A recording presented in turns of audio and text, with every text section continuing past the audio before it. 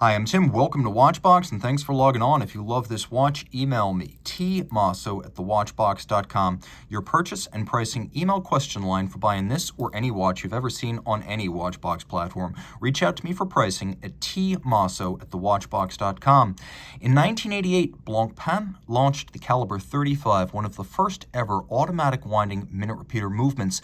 In 1999, it combined Caliber 35 with the 2100 series Le Mans case, a water-resistant case meant for all-around watches, not sports watches, not dress watches, but a combination of everything. Critically, that combination yielded the world's first ever 30-meter water-resistant minute repeater thanks to an ingenious slide locking system and a screw-down crown. This watch has the same 30-meter water resistance as any standard dress watch, unprecedented at the time for a repeating timepiece. It's also very wearable. 38 millimeters in diameter in rose gold. It's only 10.9 millimeters thick. From lug tip to lug tip, 43.8 millimeters with a 20 millimeter spacing between the lugs. Throw it on my 16 centimeter circumference wrist. It wears quite easily. Flat enough with that double-domed, double gadroon bezel that it'll slide underneath the dress cuff, and at less than 44 millimeters from lug to lug, frankly, even a child could wear this watch.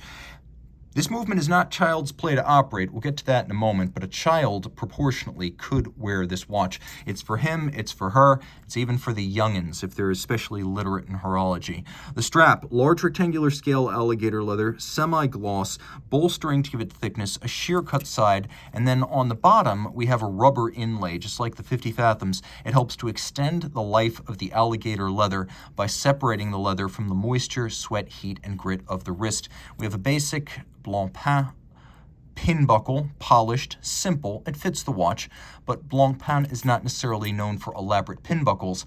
Cases, on the other hand, that's another matter. You could see this is about as elaborate as case construction gets. With a welded lug profile case, the lugs are created separately and then inserted into slots in the flank, and this is partly necessary because of the unusual construction of the repeater. The welded lugs giving way to a repeater slide that also includes a little locking mechanism. First, you flip it up. So this is how it works. You flip up and out the little slide locking mechanism. Once it's out, it becomes a point of leverage that you can use to pull the slide, energize the strike barrel, and operate the repeater. So I'm going to set this watch to 12:59. Note screw down crown and locking slide both at the same time. 12:59 will give us 12 hours, 3 quarters, and then 14 individual strikes. So hopefully I got that right. I'm going to replace the crown because you always want to keep the crown in when a repeater is in operation. Now we're going to charge the slide and listen.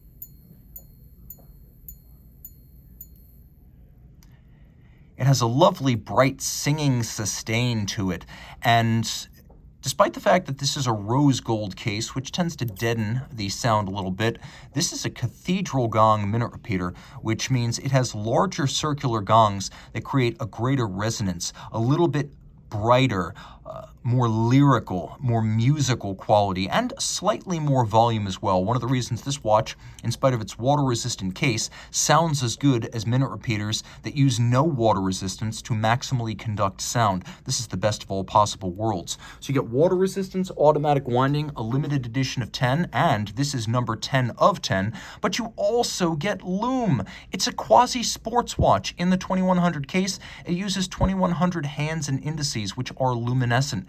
The hands and indices are made of rose gold, as are the Roman numerals. And you can see that they're lovely faceted and bright polished. This is a dial that is gorgeous, from the guilloche at the center to the different concentric tracks for the minutes and the hours to the gem-like individual applique atop the dial. The watch has a small second sub-register, which you can see has several tiered recesses, and then there's this double gadroon profile that surrounds the watch, giving it a little bit of an ornate look. But then we flip the watch over and we get to caliber 35, and it's remarkable to see a movement this small inside a repeater. The movement is incredibly compact. At under 24 millimeters in diameter, it's 23.9 millimeters in diameter. It's only 4.85 millimeters thick in spite of the automatic winding and the minute repeater system. You could see that the bridges have blazing mirrored anglage on their edge, and we have a nice finger-style train as the train terminating in the escape wheel is borne on individual bridges, a very old-school finishing technique. We have lovely abrasive wheel laid, not stamped, Côte de Genève perfectly aligned across the bridges, and then also on the rotor, which you can see features Côte de Genève engraving and then mirrored beveling on its edge. We have a combination of engine turning on the base plate with satination of the wheels of the train, and then you can also appreciate that the strikers and the gongs for the minute repeaters have been black polished. You'll also appreciate that there's beveling on the edge of those strikers, and they have sharp exterior tips where two bevels meet. So there's a lot of high-end finish in a very small space. You can see, particularly from this angle, how deeply grooved, light, and luminous those Côte de Genève are. This is a very, very special watch. Automatic winding it as a 40-hour power reserve. The caliber 35 came out in 1988. It may have been the first automatic winding minute repeater. Certainly, it was the first automatic winding minute repeater for Blancpain, and these watches, built out of the Vallée du Jeu, represent the best of Swiss watch valley finish and watch engineering. The movement pivots on 39 jewels. It is adjusted in 5 positions, so no excuses. It gets a chronometer-style adjustment before it leaves the factory, and it beats away at 6 beats per second. Reach out to Team Mosso at thewatchbox.com for purchase and pricing details. And you know what? Let's do the time warp again. Let's set this to 12:59 and hear it one more time because it is just that impressive. Remember, if you want to set a minute repeater, guys, even if you want to set it to a near indication, you always advance forward, never backward with a minute repeater. Even if you're trying to turn from 1 p.m. back to 12:59, you want to make sure you go clockwise and you never set it backwards, and you never pull the trigger while the crown is out, and you never pull the crown while the watch is chiming. All right. That's my fault. Okay, one chime is a parting shot. If you want to hear it again at full strike, rewind to the beginning of the video. Time out, Tim out. Thanks for logging on.